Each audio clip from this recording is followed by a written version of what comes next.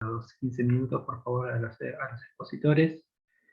Eh, Vamos a arrancar con la ponencia eh, llamada Evolución de la base de conocimientos en el sector mundial de dispositivos médicos, cuyos autores y autoras son Darío Vázquez, de la UNSAM y CONICET, Verónica Robert, también de la UNSAM y CONICET, e Ignacio Cretini, de la UNSAM. Sin más, les paso la palabra para que expongan.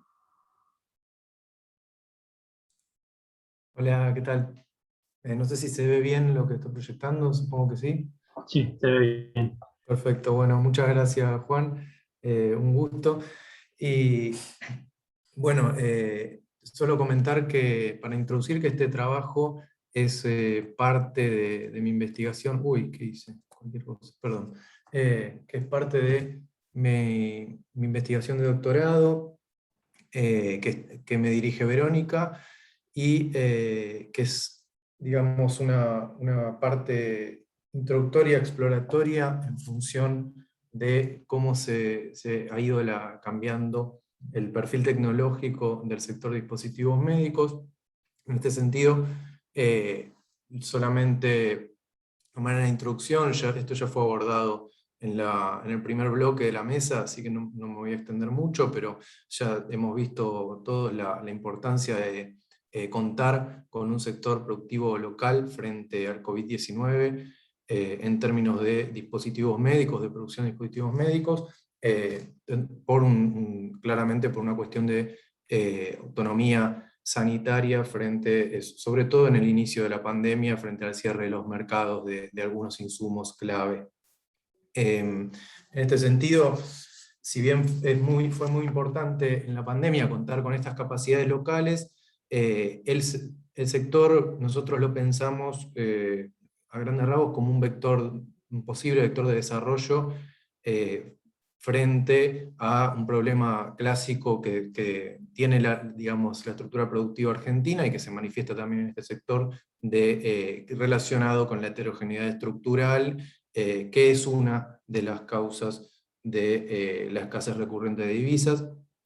Y por eso planteamos la necesidad de impulsar la diversificación de este sector hacia la producción de bienes intensivos en conocimiento.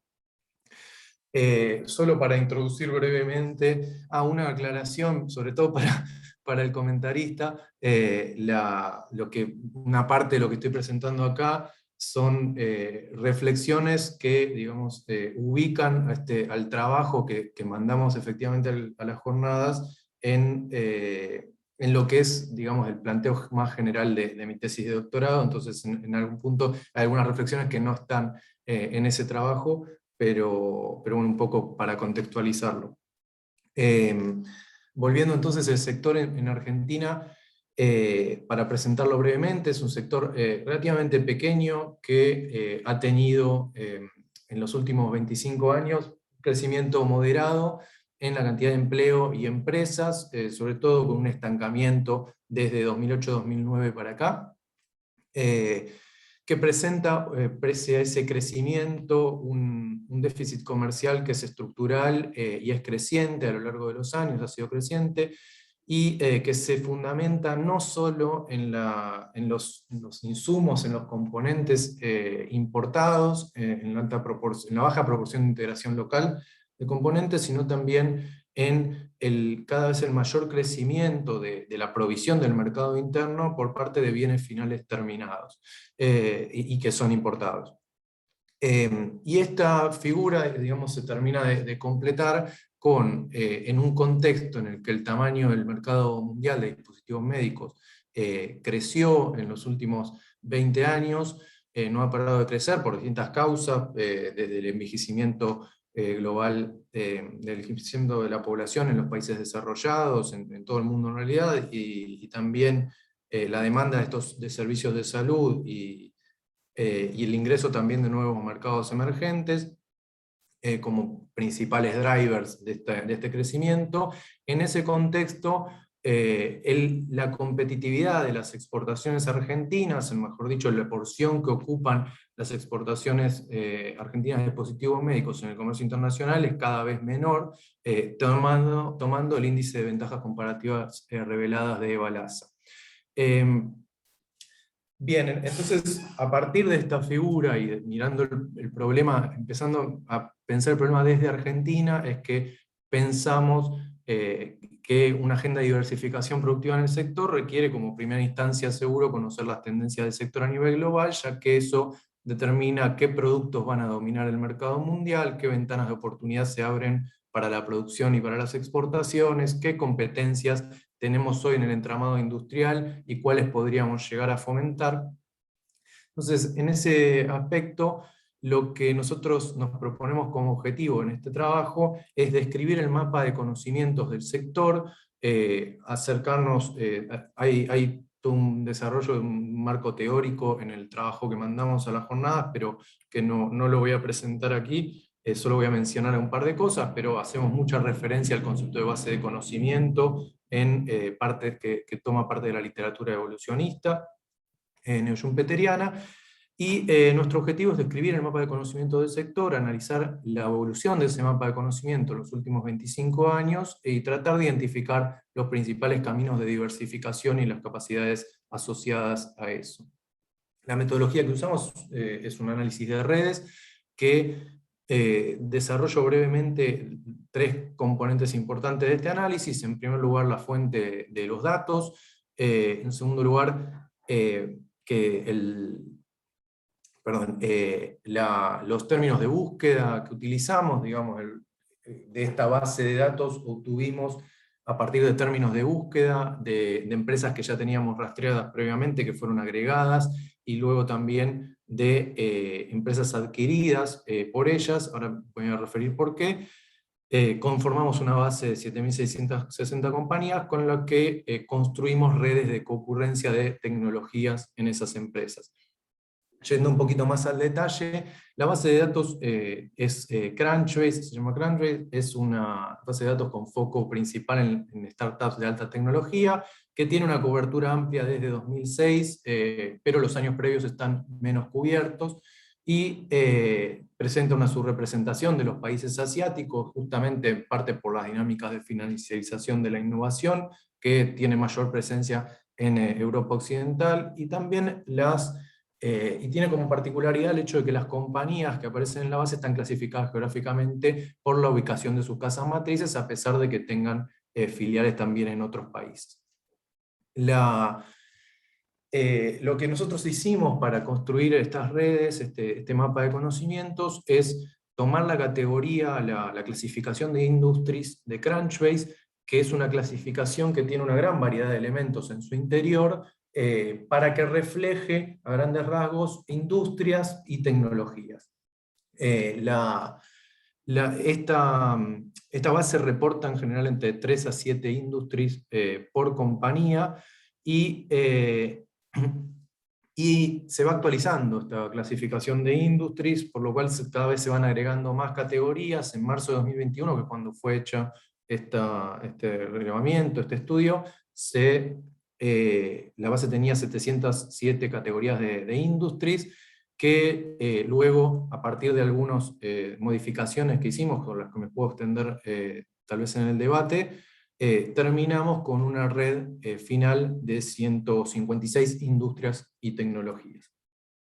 Estos son los términos de búsqueda que utilizamos para justamente ubicar las empresas de dispositivos médicos, que lo que hicimos fue rastrear en las descripciones de negocios que aparecen en la base estos términos clave, y agregamos también 216 empresas que conocíamos previamente y que por distintas razones no aparecen, o no tenían descripción de negocio, o tenían una descripción de negocio muy genérica y no aparecían en la búsqueda. Las agregamos también a la búsqueda, y a esto nosotros en el marco teórico hacemos referencia a que una manera de expandir la base de conocimientos que tiene el sector es la adquisición de las fusiones y adquisiciones de empresas. Y en este sentido, lo que adicionamos a estas empresas, justamente para tratar de reflejar esta evolución de la base de conocimientos, es adicionamos las empresas que fueron adquiridas por empresas pertenecientes al sector, aun cuando no pertenecían directamente a la producción de dispositivos médicos. De esto, luego de eliminar algunas empresas que no nos aportaban mucha información desde el lado de las industrias y la tecnología, que terminamos con 7.660 empresas en la base. Por último, construimos redes, partiendo de redes bimodales que tienen por un lado datos de las compañías vinculadas con las distintas industrias y tecnologías en las que participan. Tomamos una de las dos posibles proyecciones de esta red, que es la que vincula a las industrias y tecnologías si hay compañías que las dominan simultáneamente. Perdón, De esta manera encontramos, sí. quedan 5 minutos. Bueno, gracias. Lo que hicimos entonces fue, este es el mapa de conocimientos que obtuvimos, que luego de aplicar un algoritmo para la detección de comunidades, que es el algoritmo de Louvain, encontramos 3 grandes campos de conocimiento que integran el sector. Un campo de conocimiento vinculado a conocimientos de manufactura, electrónica e ingeniería, otro vinculado a biotecnología, y uno a software y TICs, donde en este último en particular parece ser el más importante en lo que es la red, en el mapa, ya que de los 15 nodos de mayor centralidad, es decir, con mayores conexiones directas e indirectas en la red, 10 pertenecen a ese campo. Por otro lado, aplicando luego otro algoritmo, lo que tratamos de ubicar son los principales caminos de diversificación del conocimiento en la red. Lo que el algoritmo básicamente justamente se queda con la conexión más recurrente entre dos nodos, y entonces extrae el esqueleto de la red. Se llama Maximum Spanning Tree, o árbol de cobertura máxima. En este sentido, una de las principales conclusiones que sacamos de los caminos de diversificación es que las empresas han partido en general de capacidades manufactureras y de electrónica e ingeniería para expandirse hacia campos vinculados a conocimientos biotecnológicos o de software. O sea, porque justamente en el centro de este árbol aparece la manufactura. Por otro lado, lo que hicimos fue aplicar el mismo algoritmo que mencionaba antes de detección de comunidades en la red a cada una de las comunidades por separado. Mientras la comunidad de manufactura y la de biotecnología quedaron como bloques compactos, sin subcomunidades al interior, lo que encontramos sí son distintos subcampos de conocimiento en la comunidad de software y TICs. No me voy a extender mucho sobre esto por el tiempo, pero el primero refiere a TICs de manera más bien genérica, que asociamos sobre todo a la primera oleada de las TICs. Luego tenemos un campo más específico en telecomunicaciones y desarrollo de software, donde al costado se pueden ver algunos ejemplos de aplicación. Por otro lado, un campo más específico en conocimientos de inteligencia artificial y machine learning. Y por último, una rama más incipiente de realidad virtual y realidad aumentada. Por último, también en términos de lo que refiere a la evolución de la red, lo que hicimos fue quedarnos únicamente con las empresas adquiridas por empresas del sector y analizar cómo fue evolucionando según su fecha de adquisición. En este sentido, encontramos que en la red de empresas adquiridas hasta el año 2005, la mayor parte de las empresas tenían capacidades adquiridas, tenían capacidades en manufactura, y encontramos también una especie de una división entre en ese campo de las TICs a nivel general, una especie de campo más vinculado a las telecomunicaciones en particular, y otro más a las tecnologías de la información. Por otro lado, lo que vemos a partir de que evoluciona, en la periferia de la red encontramos más estas tecnologías más nuevas de la industria 4.0 que van tomando cada vez mayor relevancia y centralidad en la red a medida que pasa el tiempo. De la misma manera, las capacidades en manufactura van decreciendo dentro de las empresas, mientras que van aumentando cada vez más la especialización en los conocimientos en software, tecnologías de la información, sobre todo las nuevas TICs, y también el campo de la biotecnología y el diagnóstico en salud. Y lo que notamos también a medida que va evolucionando la red es que incluso al inicio de esta red encontramos que el campo de biotecnología y el de TICs prácticamente no tenían conexiones entre sí y los mediaba la manufactura, mientras que ahora hay una mayor convergencia entre estos campos. Entonces, para resumir un poco los hallazgos, lo que encontramos son 3 grandes campos de conocimiento que componen al sector: manufactura, biotecnología y software y TICs. Encontramos que el proceso de diversificación de conocimiento se dio principalmente desde la manufactura hacia las TICs y la biotecnología, perdón, con una incipiente convergencia entre estos 2 últimos campos, y que esto resalta que las competencias manufactureras han sido importantes y lo siguen siendo para los caminos de diversificación en el sector. Por otro lado, encontramos que en el campo de conocimiento de las TICs en particular es donde se presenta la mayor parte de las trayectorias de diversificación. Y volviendo un segundo a la discusión inicial sobre Argentina, o a lo que es el sector en Argentina, nos preguntamos también si tenemos estas capacidades en estos campos en Argentina, y solo de manera muy introductoria, esto es algo que estoy de hecho trabajando más en profundidad ahora con Verónica también en casos en Argentina, pero en el estudio de campo para la tesis, pero en particular para introducir brevemente, hay capacidades en todos estos campos en Argentina. En lo que es el sector en particular, la tradición productiva está mucho más asentada en la metalmecánica que en la electrónica. Hay obviamente empresas más, con conocimiento más de electrónica, y con competitividad en nichos muy puntuales, que en general son esas empresas las que también aglomeran capacidades en distintos campos. Por ejemplo, lo que es respiradores e incubadoras, hay nichos de competitividad en Argentina. También las capacidades en biotecnología está claro que son muy significativas, lo vimos en el primer bloque, no lo tengo que mencionar, y lo mismo, hay capacidades en software en el país, pero que están desarrolladas, han sido promovidas desde la política pública, pero hay algunos autores que alertan sobre la baja imbricación del sector de software y servicios informáticos con lo que es el entramado industrial, por lo cual es algo a tener en cuenta. Entonces, bueno, acá básicamente creo que ya estoy con el tiempo pasado, ¿no? Probablemente, así que voy cerrando. Me planteo algunas preguntas, tal vez como para tomar en el debate, de cómo fomentar y articular estas capacidades, cómo articularlo con estrategias con otros aspectos del sector. Los aspectos regulatorios son muy importantes en este sector y no los mencioné, entre otras cuestiones. Cómo se relaciona esto, por ejemplo, con lo que han presentado Juan, Pablo, Mariana y Graciela en cuanto a la estrategia de política industrial, entre otras cuestiones. Bueno, muchas gracias y disculpen si me pasé con el tiempo.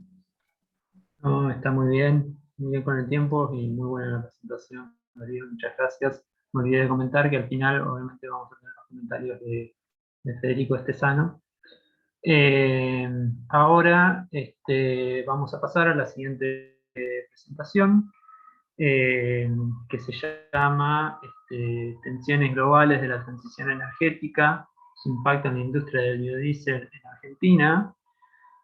Sus autoras y autores son María Eugenia Castelao Caruana, del Segur Concet, Mariano Kleiman, del Ministerio de Desarrollo Rural de la Provincia de Buenos Aires, y Regina Vidosa, también del Segur Concet. Les pasamos la palabra. ¿Escucha ahí? ¿Escucha, me oyen? Sí, se escucha. Sí. A ver si comparto la presentación. Perdone.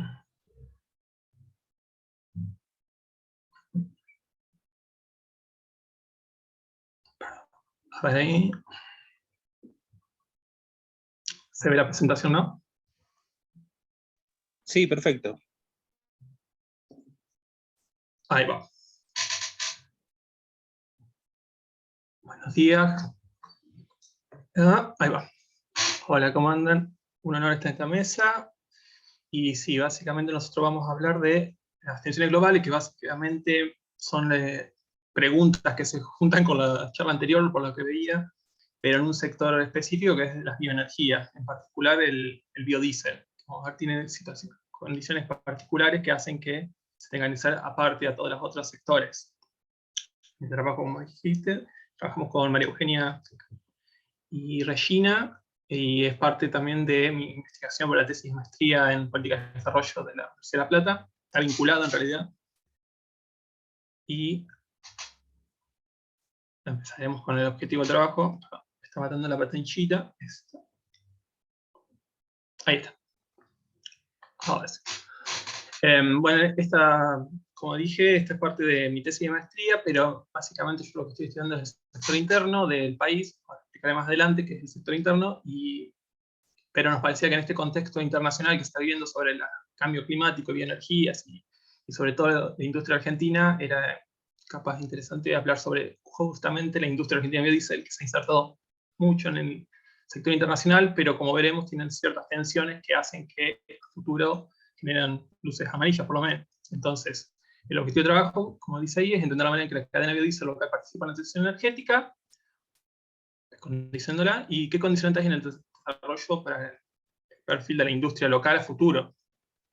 En eso vamos a dividir la charla en 4 ejes, que van a interesar rápido, pero mezclan muchos temas, que es qué rol juega el biodiesel en la transición energética, las tendencias globales en su producción y consumo, específicamente, la industria argentina, y cómo esta se insertó en los últimos años en el mercado internacional y qué condicionantes le aplica ese mercado internacional a futuro, próximos años. Por lo pronto, esto es como un poco más conceptual, podemos decir, pero es para ponernos en cuestión de qué estamos hablando, podemos decir que el biodiesel prácticamente es un tipo de bioenergía que se deriva de la biomasa, es decir, el material orgánico. Para el que no esté dentro del sector o no conozca mucho, esto es como una especie de mamushka de sectores donde el biodiesel es parte de los biocombustibles, y los biocombustibles es parte de las bioenergías, donde están otros sectores, como por ejemplo energía eólica, energía solar. Particularmente los biocombustibles son usados en el sector transporte, porque exigen poco cambio de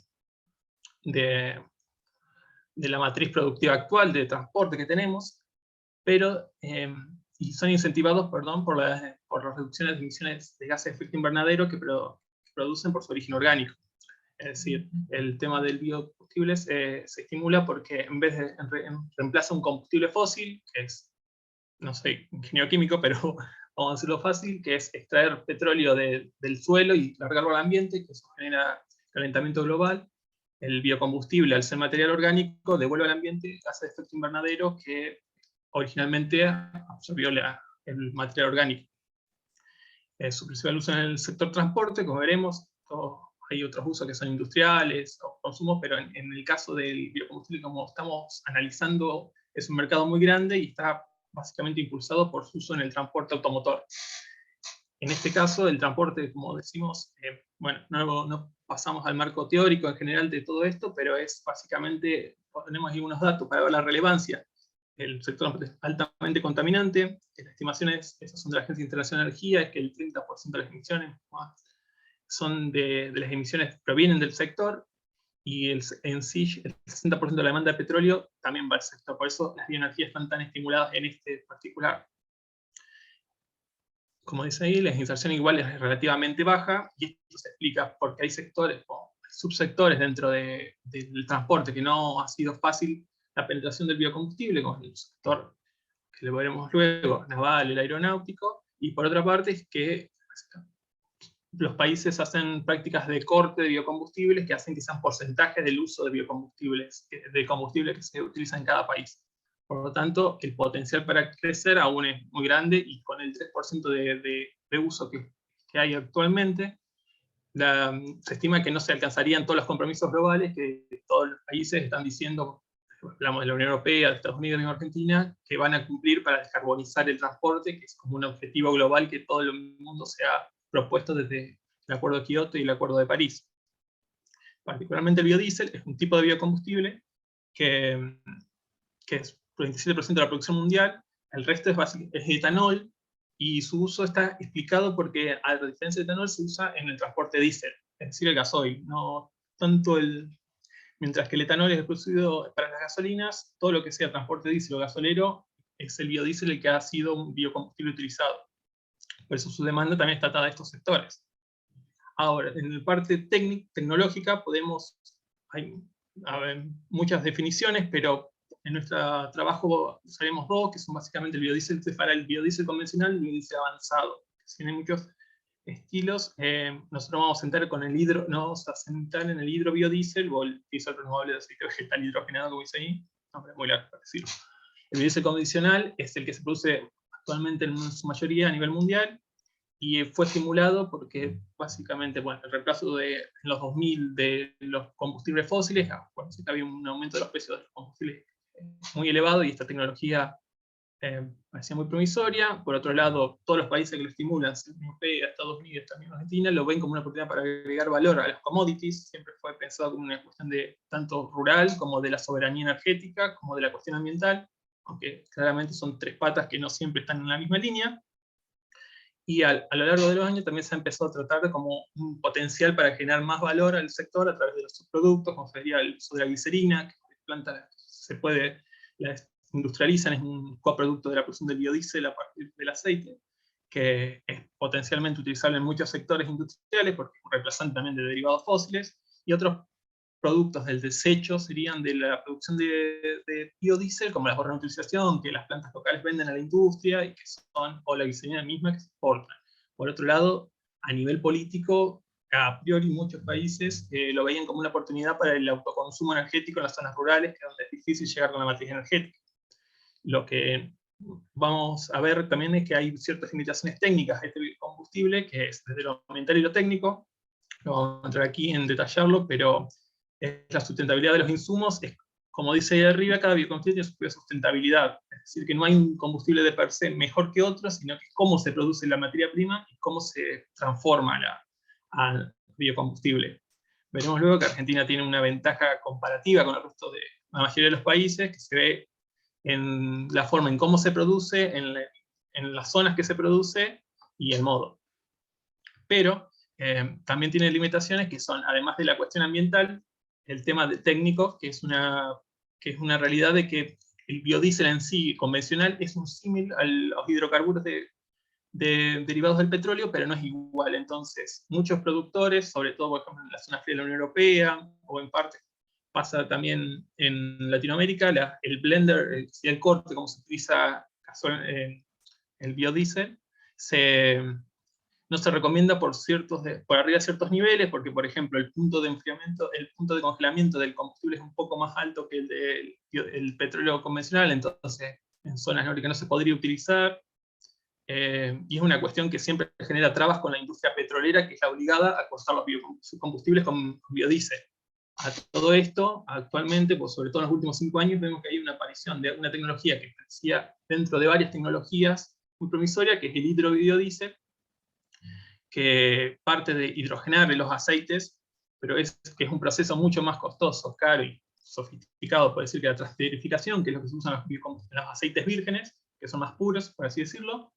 Pero en el caso de esta tecnología es muy útil para producir biodiesel a partir de insumos sucios, por decirlo así, como los aceites utilizados, aceites de desechos y varios residuos industriales. Eso hace que tenga un potencial ambiental mucho mayor al biodiesel convencional, y a su vez tiene la facilidad de que, al ser un hidrotratamiento, es muy parecido al mecanismo que hacen las petroleras para refinar el petróleo. Entonces es una tecnología que el sector petrolero que tiene que reemplazar los biocombustibles le es más cómoda que la cuestión del biodiesel tradicional. Además, como es un hidrocarburo técnicamente hablando, es mucho más parecido que el biodiesel, entonces con mínimas modificaciones tiene el potencial para expandirse a sectores que el biodiesel, como hablamos con el tema de la estabilidad y las cuestiones técnicas, no se puede expandir en sí, que es el sector avión, el sector aeronáutico, el sector naval, y en ese sentido, países desarrollados están probando y siguen invirtiendo en probar en usos. Por ejemplo, bueno, lo vemos luego, pero no quiero adelantarme, pero Estados Unidos con el tema aeronáutico, su flota militar, y la cuestión naval también está mucho probándose en Europa, como un potencial reemplazante. Perdón que interrumpa, quedan 5 minutos. Miércoles. Bueno, las limitaciones de este sector es los costos fundidos, son en plantas de escala mucho más grande que las plantas de biodiesel, es decir, que tienen que ser inversiones mucho más grandes, y también hay cuestiones técnicas como el consumo de energía que tienen que resolver, que al ser un tratamiento para limpiar un aceite mucho más sucio, hace que necesite mucha energía, se trabaja con mucha energía, calor y presión, entonces no cualquier empresa podría hacer esto. Además, el problema logístico de los insumos que se va a ver con el COVID, que es que esos aceites, sean residuos urbanos, como se usan en Europa, o residuos industriales necesitan juntarse en escala para la producción que se necesita y conseguirse y administrarse a la escala que necesitan estas plantas, que es también muy difícil. Por lo pronto, vamos a hablar de la industria, que es básicamente dar unos puntos, vamos a pasar un poco rápido, nosotros queremos ver el comercio, pero es la producción mundial desde 2011, lo cortamos acá, ya había arrancado antes, hay un aumento tanto de la producción como del consumo, como del comercio del biodiesel. Ahí están viendo los dos, tanto el hidrobiodiesel como el biodiesel convencional, y lo que vemos, esto lo tomamos para antes de del COVID, para no ver los impactos previos, es que tanto la producción como el consumo, bueno, como el comercio, crece y está fuertemente traccionado por Estados Unidos y Europa. Pero a su vez, estas tecnologías de producción de hidrobiodiesel aumentan más rápido, mucho más rápidamente que la producción de biodiesel, que está vinculado a la cuestión de la escala. Cuando vemos los países que nos compran biodiesel o que consumen o que participan del comercio, vemos que la Unión Europea y Estados Unidos siguen creciendo su producción desde 2010, aunque hubo un proceso que no lo llegamos a detallar, que es una sobreproducción de biodiesel convencional, sobrecapacidad de biodiesel tradicional, que no pudo ser aprovechada porque básicamente la competencia con el biodiesel de Indonesia y Argentina no les convenía. Entonces, desde 2013 hay un replanteamiento hacia plantas de hidrobiodiesel, que son, como dijimos, son otro sector, y esto lleva a que la capacidad media de las plantas, como de la producción, como los insumos utilizados, hayan tenido un cambio en los últimos años.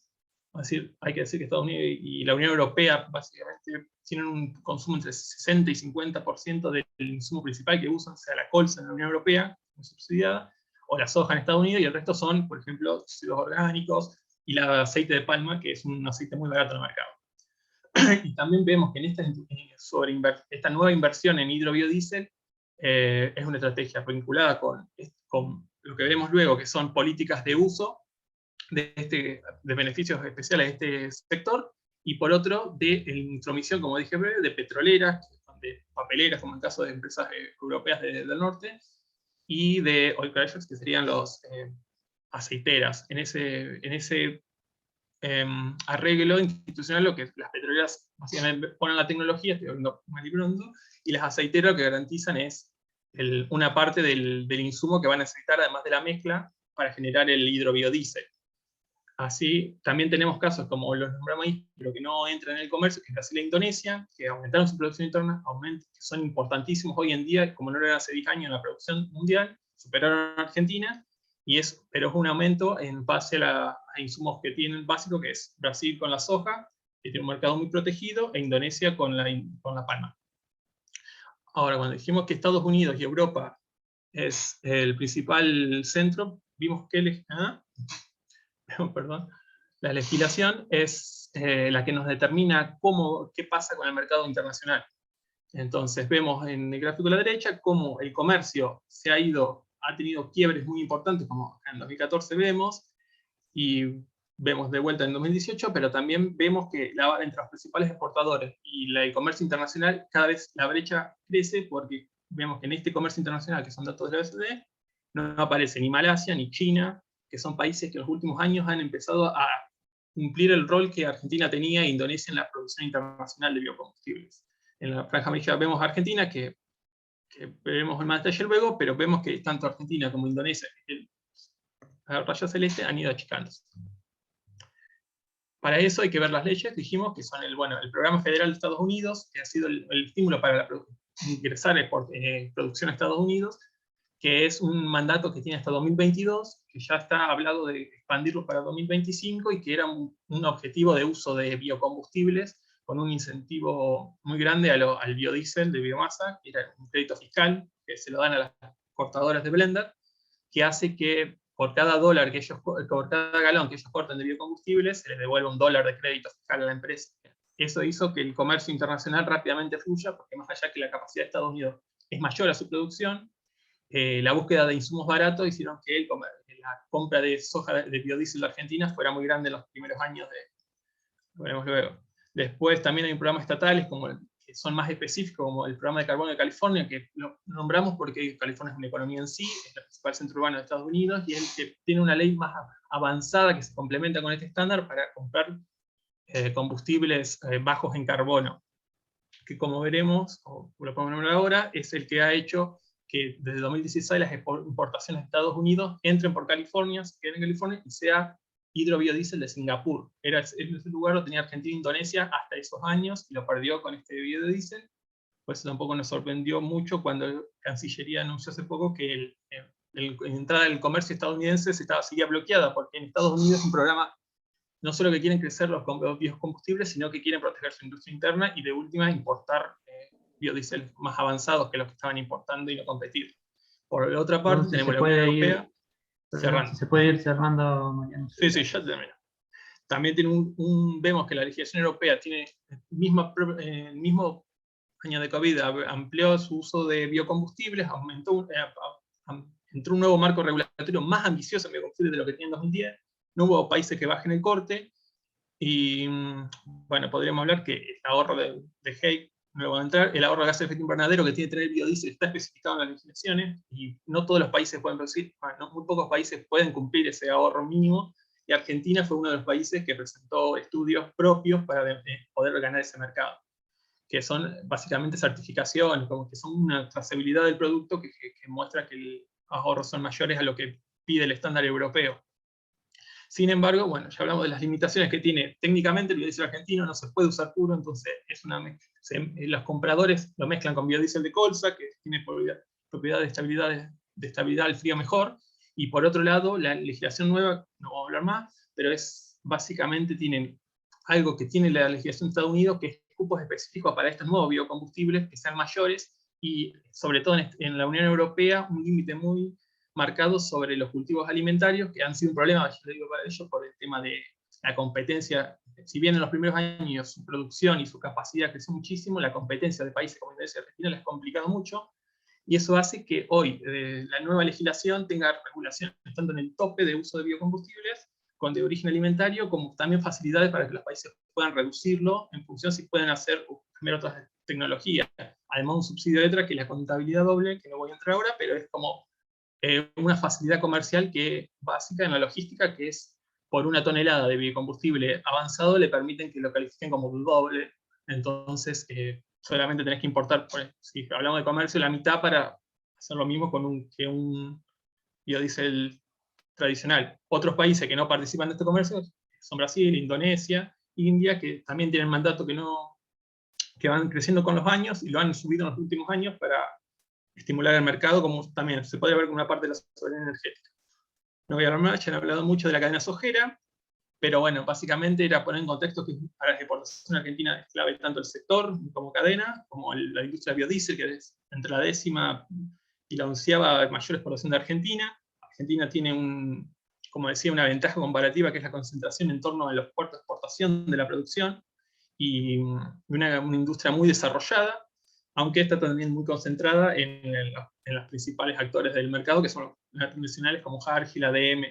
También de este sector se deriva la industria que tenemos hoy, que básicamente son 36 empresas, muchas, las grandes integradas, y las grandes independientes serían plantas que, las grandes integradas son las aceiteras que entraron al sector del biodiesel, mientras que las independientes son plantas que entraron para la apertura del mercado. Estas son exportadoras, entonces son básicamente lo que vemos como gris, son las 11 empresas, mientras que las pequeñas plantas son las 25 que entraron con el cupo interno que Argentina hizo para estimular el uso de biocombustible a partir de los 2000.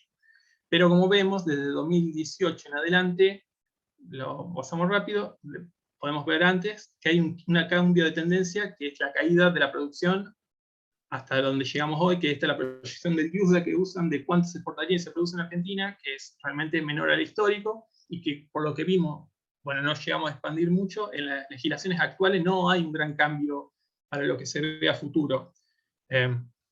Podríamos hablar de esto. Esto eran los sectores que Argentina tenía, cómo fueron los cambios de las exportaciones del sector exportador, dicho, de cómo fue, y vemos que en los últimos años la Unión Europea fue el único mercado que Argentina pudo mantener, y eso se hizo a costo de que desde 2019, por el cierre se amagaba de exportaciones, que se ve acá en el 2018 como las exportaciones a Unión Europea aumentan mucho, ya se preveía que se iban a cerrar, se arregló un precio mínimo y un cupo para que Argentina pueda exportar alrededor de 1 millón de toneladas al año a un precio regulado por ellos, y como un cupo que se espera que se mantenga. Por el lado de Estados Unidos, que fue un socio comercial importantísimo, por así decirlo, entre 2015 y 2016, cuando se cerró la Unión Europea. También, ya con la gestión anterior de Trump, entraron en juicios por dumping contra Argentina, que se buscaron estrategias, como dice ahí, defensivas para tratar de volver a ganar el mercado, pero la realidad es que no cambió en la gestión anterior, nunca se sacaron las restricciones, que creo que por eso explicaba de la industria norteamericana, está en un proceso de crecimiento muy orientado al interno, y bueno, este año tampoco se cambió ese sector. Ya le digo, son incógnitas que quedan, pero lo que parece es que este cambio de valor 2021, más que un cambio, un retome a lo que fue, por ejemplo, 2013-2014, un cambio duradero, parece más coyuntural, teniendo en cuenta que la recuperación también es mucho en valor por el peso de los commodities, más que en cantidad, que aumentó 20%, si bien estaba a niveles de 2018, básicamente 2019, de exportaciones en volumen. Perdón que Mariano, diga, sí, vamos a necesitar que cierres. Cierro con esto. Bueno, por lo pronto vamos a decir que bueno, el biodiesel tiene garantizado en el mediano y corto plazo su rol en el mercado internacional. Mostramos las legislaciones, todas tienen que va a aumentar su producción, no tanto también por el corte, sino como el crecimiento del consumo energético que se espera que suma, pero la situación argentina está muy condicionada por estos nuevos cambios de tendencia y la falta de capacidades locales. Lo que decimos a nosotros, no hay desarrollo de estas nuevas tecnologías a nivel local, salvo algunas excepciones, como, bueno, tenemos ahí el caso de Explora, pero a baja escala, que es con un nuevo biodiesel que está también patentado por la Universidad Nacional de Rosario y ellos, pero que es muy baja escala y que es para lo que es el mercado internacional. Y por otro lado, lo que queda de la industria nacional como está hoy es una capacidad industrial muy baja, con un mercado acotado a Europa por lo pronto, y se espera que siga así por los próximos años, con una cuota limitada, y a su vez vemos que el hidrobiodiesel viene aumentando a nivel, tanto en Europa como en Estados Unidos, que son nuestros mercados que aspiramos, un crecimiento en la producción, en el uso de plantas, no lo llegamos a poner en el trabajo, pero hay nuevas plantas que van a entrar en vigencia estos años, y hasta Paraguay está anunciando que en 2022 con capitales ingleses va a empezar a producir. Paraguay es un proveedor de soja a nuestro país, vale aclarar, va a empezar a producir hidrobiodiesel para exportar a Europa, para también entrar al mercado. En ese contexto es que vemos que muchas incógnitas sobre el sector, muchas incógnitas sobre la trayectoria tecnológica local, pero vemos una tendencia clara en la trayectoria tecnológica internacional que se va a mantener en el tiempo. Con esto quiero cerrar, y bueno, cualquier cosa, las preguntas, cualquier punto que haya quedado en duda, me redondeo, explico. Bueno, disculpa, pero llevamos un atraso muy grande desde antes, del cual yo también fui parte responsable porque me pasé, y a las 13:40 tenemos que entregar esta sala porque la tiene ocupada otra mesa, así que va a haber comentarios, pero lamentablemente la ronda siguiente de respuestas y eso vamos a tener que seguirla por mail o por otras vías. Así que ahora se va a presentar la ponencia el interrogante, la biotecnología como base para la constitución de un núcleo endógeno en Argentina, de Sebastián Stulwark y Pablo Lavarello. Sebastián Stulwark de la Universidad Nacional de General Sarmiento y el CONICET, y bueno, Pablo Lavarello del CEU CONICET. Les paso la palabra y reitero por favor el pedido de atención. ¿Qué tal? Buen día. A ver si comparto.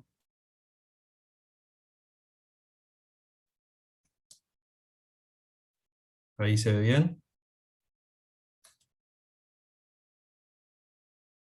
Sí.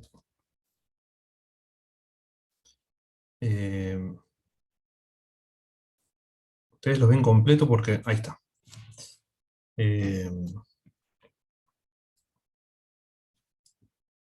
Bueno, este es un trabajo que estamos haciendo con Pablo en el marco de un PICT que venimos trabajando, pero dentro de una línea de trabajo de ya muchos años.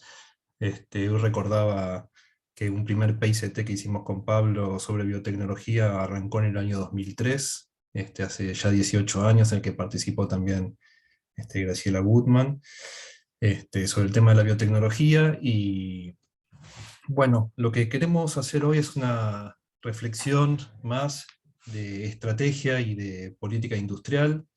Partimos de la idea de núcleo endógeno de Fine Silver. Es un disparador, el concepto de núcleo endógeno. Lo atractivo del concepto de núcleo endógeno es que vincula dos dimensiones para nosotros muy relevantes, que es base de conocimiento y capacidad productiva, articulándolos, y la idea de focalizar y armar estrategia, concentrar esfuerzos y recursos en algún conjunto de industrias con una base común que puedan tener algún impacto estructural. Entonces la idea del núcleo es una idea de estrategia y de focalización de los esfuerzos. La pregunta que nos hacemos es sobre qué núcleo endógeno para Argentina, entendiendo que en los últimos años esta definición estuvo ausente. Para avanzar en la discusión, encontramos que la respuesta del campo de la economía, de la heterodoxia, porque el campo de la ortodoxia no plantea ningún núcleo endógeno, es la identificación de núcleo endógeno con TICs, con la idea de que en los últimos 30, 40, 50 años se instauró un nuevo paradigma tecnoeconómico, con nuevos principios, nuevas tecnologías, nueva infraestructura, y que en torno de ese conjunto de tecnologías y las capacidades productivas existentes se producen ahí las innovaciones fundamentales, con lo cual el núcleo endógeno en principio se ubicaría en esa relación, estaría ahí. La idea de paradigma no es la única utilizada para el núcleo endógeno, pero es la idea dominante. ¿Qué problemas encontramos con esta primera respuesta común? Primero, que en el campo de las TICs existen los sectores donde hay innovación de punta, barreras a la entrada muy altas, y las capacidades locales en relación a los núcleos de innovación de punta son muy grandes, con lo cual pone ahí una pregunta por si uno no estaría tomando una posición periférica en torno a esa trayectoria. Y en segundo lugar, por la idea de que las TICs como paradigma dominante no están plenamente consolidados, de que existen espacios para innovaciones fundamentales en otros campos. Ahí derivamos una hipótesis general sobre un paradigma dual, inspirado un poco en el aporte de Tylecott, en donde hay un cierto campo de autonomía de la biotecnología en relación a las TICs, o sea que no hay las TICs una dominancia total. En segundo lugar, la idea de que existen capacidades acumuladas tanto científico-tecnológicas como empresariales en algunos sectores en Argentina, lo cual da la idea de la posibilidad de constitución de un núcleo endógeno en torno a la biotecnología en Argentina. La idea del trabajo es aportar algunos elementos para fundamentar y comprender la naturaleza y dinámica de la oportunidad. El enfoque que desarrollamos son tres niveles de análisis distintos: el nivel de la estructura mundial, de la economía mundial, a partir de la idea de los cambios paradigmáticos en las bases de conocimiento, las trayectorias sectoriales, que es la meso, y las estrategias empresariales, entendiendo que una parte del núcleo endógeno se ubica en la meso, en la idea de trayectorias sectoriales, pero que para comprender esa meso es necesario interactuar con esos cambios paradigmáticos generales y con la micro. Entonces esa es la cuestión metodológica fundamental. Y luego la cuestión de que la discusión del núcleo endógeno no es una cuestión solamente técnica, es una cuestión que también incluye una dimensión política en torno de la apropiación del excedente y cómo utilizarlo, y que eso marca también ciertos límites para pensar estos problemas. Bueno, entrando ya digamos, en los conceptos fundamentales, el concepto de paradigma tecnoeconómico de Freeman y Pérez es el dominante dentro del campo para pensar el cambio paradigmático, aunque hay muchos otros también. Resaltamos Tylecott como un autor que nos ayudó a pensar estos problemas. Ahí aparece la idea de cambio de dónde aparece la forma dominante de transformación estructural, ¿no? Y aparece una serie de dimensiones sobre insumos claves, infraestructura, relación entre lo tecnoeconómico y lo socioinstitucional, y el impacto estructural, ¿no?, del efecto del paradigma sobre la productividad y las capacidades productivas. Pero yendo al núcleo de nuestra discusión, que es pensar el papel de la biotecnología en el marco del cambio paradigmático, vemos ahí dos posiciones en el debate. Uno es la asimilación de la biotecnología como una tecnología de la información más. O sea que podríamos ahí pensar en una convergencia, en tanto la biotecnología es parte de las TICs. Si esto fuese así, el cambio paradigmático en relación a los paradigmas anteriores sería un pasaje del procesamiento de recursos naturales a la recombinación de información. Esa sería una forma de plantear el cambio paradigmático. Pero nosotros nos planteamos en otra dirección. establecemos la diferencia fundamental entre TICs y biotecnología, y por lo tanto cierta irreductibilidad de la biotecnología a las TICs, ubicándonos en el siguiente elemento fundamental, la idea de la materialidad, en donde se recombina la información, y la idea de soporte material. No es lo mismo recombinar información sobre un soporte material de materia inerte, que serían por ejemplo los dispositivos del hardware electrónico, que pensar la recombinación de información sobre materia viva, sobre sistemas biológicos. Ahí es donde se habilita autonomía o esta relación diferente.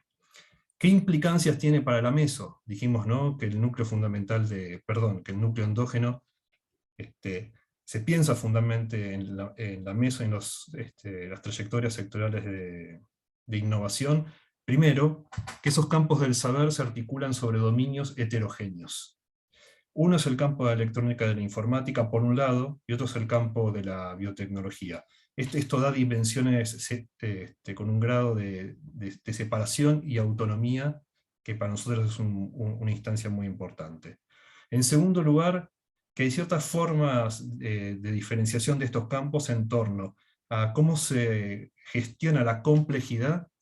En las TICs hay una mayor modularidad que permite una reducción de la complejidad y definir estándares más estables, mientras que en el campo de la biotecnología es mucho más difícil llegar a estos estándares estables y modularizar, y la relación entre un sistema vivo con otros sistemas vivos, con el ambiente o en general, es mucho más difícil de regular, lo que da implicancias organizacionales e institucionales bastante diferentes. Bien, sobre esta base aparece la identificación de un conjunto de industrias, no muchas, pero de relevancia económica para nuestro país y para el mundo, en donde las innovaciones fundamentales, si bien usan las TICs para su desarrollo, se ubican en el campo propiamente biotecnológico, lo que le da a esas industrias ciertas particularidades. Entonces, para pasar al próximo nivel, que sería el propiamente de la meso, le paso la palabra a Pablo. Bueno, yo continúo con la tercer slide. Básicamente, lo que es importante remarcar aquí es que, si bien el concepto de paradigma tecnoeconómico y la innovación fundamental tienen un rol en la determinación de las trayectorias, esta determinación no es total, no hay una determinación total desde el nivel más general. O sea, y ese es un punto importante porque nos llama a vincular justamente la idea de trayectoria tecnológica desde una perspectiva mesoeconómica, donde se resuelve concretamente el sendero de innovación, se resuelve por las heurísticas de investigación y desarrollo, pero también por los mecanismos de apropiación, por la forma de regulación. Entonces, es ahí donde creemos que es importante marcar que el nivel meso, como el nivel de espacio, el espacio de competencia y cooperación que se dan los oligopolios mundiales, que en particular es ahí donde se definen los productos, los procesos dominantes y el marco regulatorio. Dicho esto, Perdón, Pablo, quedan 5 minutos. Sí, dicho esto, podemos decir que en el caso de las biotecnologías, las trayectorias sectoriales están definidas muy claramente por una meso donde productos y procesos son claramente mediados por la norma. O sea, el hecho que un determinado desarrollo biofarmacéutico, un determinado tipo de semilla, de tecnología para semillas como edición génica, o un anticuerpo monoclonal, o una nueva plataforma de ARN mensajero pueda traducirse como proceso y en productos, depende de una serie de pasos que son, en primer lugar, lo patentario, ¿no? En segundo lugar, la aprobación regulatoria en cuanto a que el medicamento sea eficaz y seguro, los estudios ambientales. Con lo cual, eso un poco nos señala una cuestión clave para la biotecnología, donde lo regulatorio ocupa un lugar central. A nivel microeconómico, uno podría, nuevamente bajando desde el nivel meso a nivel micro, también uno podría esperar una fuerte determinación por justamente este conjunto de regulaciones definidas a nivel meso. Pero justamente ahí es el punto, porque es un punto clave, porque lo que tenemos que pensar es que existen ciertas ventanas de oportunidad ante cada nueva revolución de la biología molecular, donde vuelve a replantearse justamente cuál es el producto, el proceso dominante. En biotecnología, a diferencia de otros paradigmas, no existe un producto y proceso dominante. Cada nueva oleada implica nuevos productos y nuevos procesos. Entonces, en esa situación, lo que tenemos es continuamente nuevas ventanas de oportunidad para la posibilidad de inserción de nuevos actores. Eso se dio en cada una de las oleadas en las distintas industrias. Ahora, digamos, así como no está totalmente determinado, hay una fuerte capacidad a nivel de las firmas de los grandes grupos, los Big Pharma, las agrobio, que a partir del control de sus activos complementarios llevan adelante distintos juegos de avances y amenazas, tratando de mantener sus posiciones dominantes, de bloquear, retrasar la difusión de las nuevas tecnologías. El caso claro es de todo el paquete resistente a herbicida, donde claramente lo que se hace justamente es, a partir del control de ciertos activos complementarios, que son sus capacidades originales en la producción de químicos, los grandes grupos agroquímicos se diversifican gradualmente o no gradualmente hacia la biotecnología, y lo que tenemos es la persistencia de los mismos jugadores en una y otra industria con algunos nuevos entrantes. Entonces, los incumbents terminan recomponiendo luego de periodos transitorios de apertura del juego. O sea, por lo cual, bueno, llegamos a una situación donde la biotecnología está en continuo estado de fluidez, preparadigmático, sin consolidación de productos, procesos dominantes, con reapertura de nuevas oleadas ante cada revolución biotecnológica que va abriendo ventanas de oportunidad. Pero las ventanas de oportunidad son cortas y requieren justamente un determinado tipo de política tecnológica e industrial que tenga la capacidad de aprovecharlas. Entonces, dicho esto, definiendo un poco la meso como la arena donde se definen justamente los productos peso dominantes, un poco la pregunta es, digamos, ¿hacia dónde y cómo implementar una política industrial? ¿Hacia dónde y cómo llevar adelante una estrategia de desarrollo? Y es allí donde un poco el punto en discusión que para nosotros es importante para la Argentina es, en primer lugar, hacia dónde el concepto de núcleo endógeno nos permite justamente definir que las biotecnologías están en un rol pivote en la difusión de las nuevas innovaciones fundamentales en sectores de base biológica. O sea, las biotecnologías son una fuente de competitividad de largo plazo y no solamente de corto plazo sectorial, y son comunes a distintas industrias. Y distintas industrias que en el caso de la Argentina tienen una trayectoria sectorial previa, complementaria, y generan la posibilidad de un cambio de especialización a partir de la especialización existente. En ese caso, nos parece muy importante, a partir de estudios previos, resaltar la trayectoria previa de industria farmacéutica, luego industria biofarmacéutica, donde sabemos que hay ya lo hemos dicho en distintas presentaciones previas y se ha discutido al inicio de la mesa, donde sabemos que existe una infraestructura de ciencia y técnica, una capacidad de escalado, cierta capacidad de manufactura de principios activos, que, por ejemplo, explica que la Argentina sea de los pocos países, y no el único país de la región, con una fuerte capacidad de producción de principios activos farmacéuticos biotecnológicos. O sea, allí hay un potencial importante, una infraestructura, una capacidad de producción, con claramente fuertes espacios vacíos en algunos aspectos que impiden resolver un déficit persistente en biotecnología. No estamos con tiempo cumplido, si se puede saber. Tiempo cumplido, voy terminando. La agrobiotecnología, en contraste, lo que tiene es una estrategia mucho más de difusión de paquetes importados, con menos involucramiento en la producción nacional, y tenemos, bueno, una combinación interesante porque la misma base de conocimiento, en un caso, nos brinda como la biofarma capacidades tecnológicas y D+D, y por el otro lado tenemos la agrobiotecnología que tiene un mercado regional ampliado muy potente.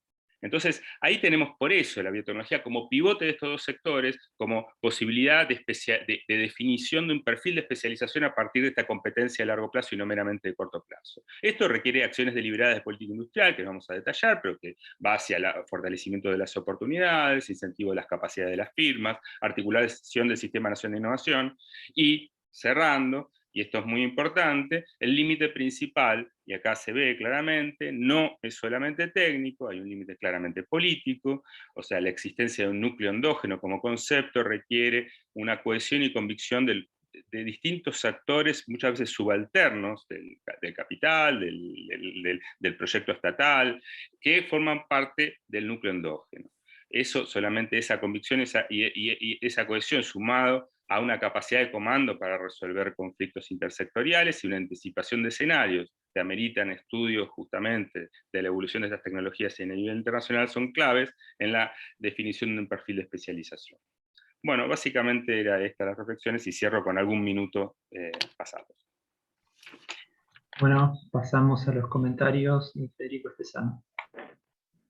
Y muchas gracias, bueno, felicidades a todos los colegas. Voy a tomar lo último que planteé. ¿Me escuchan bien? Cambié de auriculares y hoy no me veían bien, pero creo que ahora sí. Sí, se escucha. Claro. Sobre la idea de cambio estructural, ¿no? Y creo que es algo común que recorre las tres ponencias y algunas proposiciones analíticas que están vinculadas a esto. Primero, que los procesos de cambio estructural en América Latina se destaca por la heterogeneidad productiva, ¿no? Que está marcado en las tres presentaciones, y procesos de cambio incompletos, ¿no? O no progresivos, dice la literatura más actual de ese país.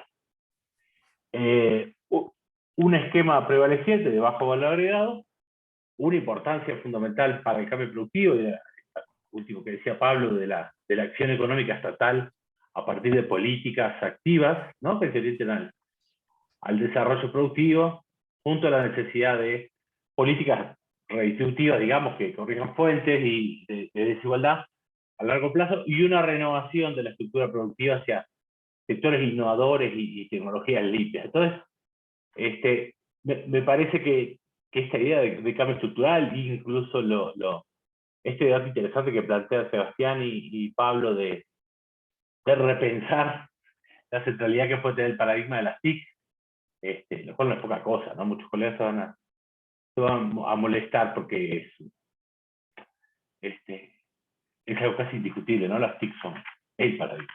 Me parece importante para pensar posibilidades, digamos, de procesos de desarrollo, ¿no? Entendido como cambio de estructura económica. Voy en el orden que presentaron. Mariano, primero, ¿estoy bien? Sí. María Eugenia, Mariana y Regina. No, Darío estuvo primero con Verónica e Ignacio.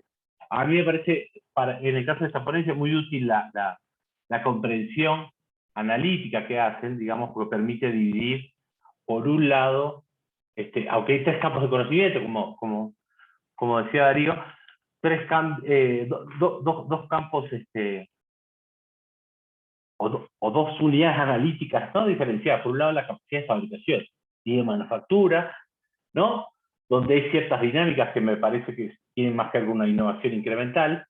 Y por otro lado, digamos, el de las TIC, el de los vínculos con las áreas farmacéuticas y las nuevas tecnologías, como la robótica y la inteligencia artificial, donde la innovación radical es la predominante. Y digo, lo estoy simplificando ahora a la hora de decir innovación incremental y radical, porque, digamos, cada uno de estos modos, de estas concepciones analíticas, implica distintos regímenes tecnológicos, formas de aprendizaje, formas de aplicación, concentración de innovadores, jerarquías y demás. Eso me parece muy útil, y creo que si es parte del trabajo de una tesis, me parece central, y me parece muy interesante, muy bueno. Y en ese marco me parece, y también vinculado con lo que están planteando Pablo y Sebastián, digamos, si cabría la posibilidad de discutir o repensar los paradigmas de estos sectores que son intermedios o convergentes, de sectores tecnológicos maduros y sectores tecnológicos emergentes, y algunas similitudes y diferencias que hay. Yo, como estudio biotecnología, estaba pensando que hay cuestiones que son distintas, ¿no? Por algo que decía Sebastián hace un rato, en el proceso de fabricación, ¿no? Y la importancia que tiene, la fabricación de equipos en el sector de dispositivos médicos, pero similitudes en términos de la alta concentración de innovadores, estos periodos de estrategias de compra y adquisición de empresas pequeñas, y las causas que subyacen, digamos, a esa concentración, ¿no? Cuestiones que tienen que ver con barreras de entrada en costos regulatorios y barreras tecnológicas y barreras vinculadas a escalas productivas. Felicidades acá a los colegas, me gustó mucho la ponencia y me parece que también marcan ellos que hay espacios de política para el sector. Mariana presentó junto a María Eugenia y Regina sobre el uso del transporte. Yo creo que hay algo interesante en este caso. La reflexión que aporto, que sé que no sea el centro, digamos, del trabajo, pero cómo la idea de energías renovables ha sido un concepto polisémico y flexible, digamos, y cómo las distintas asunciones sobre el rol que cumplen las energías renovables se van modificando, ¿no? En distintas instancias técnicas, ¿no? Por el grado de complejidad tecnológica, temporales y geográficas, digamos, ¿no? Me sorprende mucho que Argentina tenga ese nivel tan alto de biodiesel, y Indonesia y Malasia, no me recuerdo cuál sea el otro. En particular el tema de biocombustibles y aquí entre los biodiesel, digamos, hace parte de un conjunto de temáticas que por lo menos hace 10 años en la gran agenda de ciencia y tecnología hacían, junto al tema de celdas de hidrógeno y celdas solares, la gran promesa de generación de energías limpias y el fin, ¿no? De la era de los combustibles fósiles, aunque está esta peculiaridad, digamos, que marcaba Mariano. Me parece que acá también queda muy claro, aunque es un sector de otro tipo de complejidad económica, otro tipo de competencia en el mercado, que hay una estructura dual por detrás a nivel nacional, digamos, y de vuelta la heterogeneidad productiva muy marcada, en este caso más al estilo de lo que solemos ver en México, ¿no? Empresas de alta escala que exportan mucho, que se integran bien, y empresas pequeñas que no logran integrarse de forma vertical, que tienen costos productivos muy altos y más que nada, digamos, pueden orientarse al Perdón, mercado. nos quedan solo 2 minutos. 2 minutos, bueno. Pablo y Sebastián. Yo creo que, bueno, por lo que les decía al principio, digamos, y estos requisitos, digamos, que están implícitos a la idea de núcleo endógeno y el cambio estructural, me parece que me parece una propuesta muy interesante, muy polémica. Entiendo también, leyendo la ponencia, que ustedes están empezando a trabajar en esto. Es la primera vez que yo leo una propuesta de este tipo, de repensar la centralidad del paradigma, más allá de lo que estudiamos siempre, Pablo, Sebastián, de formas de esquemas o dinámicas de paradigmas tecnológicos, sino como manifestación o expresión de los modos de acumulación del capitalismo. Me parece que ahí hay una clave que está buenísima para seguir discutiendo y que me parece que están centrando bien la discusión en eso, digamos, y acá seguimos viendo en casi todos los ratos que estuve el día de hoy en la jornada, digamos, de cómo todavía seguimos en la paradoja de aumentar la exportación, ¿no? en productos biotecnológicos, pero con balanzas comerciales negativas, digamos, ¿no? Importando las cuestiones más complejas. Entonces también hay un debate, ya no lo voy a decir en términos de centro-periferia, pero hay un debate también de posicionamiento de cómo se construyen visiones de desarrollo futuro, qué papel cumple el Estado como árbitro y como promotor del desarrollo y de la innovación. Perdón, deberíamos ir cortando porque nos quedamos sin tiempo. Lo corto acá. Muchas gracias. Gracias. disculpas, lo que vamos a hacer es, vamos a intercambiar en los mails, así pueden ponentes y comentaristas seguir con el intercambio y con las respuestas. Bueno, sin más, porque otra mesa tiene que ocupar esta misma sala de Zoom, nos despedimos. Muchísimas gracias a los ponentes y a los comentaristas desde ya. Chao, Muchas gracias, muchas Federico, gracias a por los todos. comentarios. Saludos. Saludos a todos. Chao, muchas gracias. Hasta Un saludo. luego.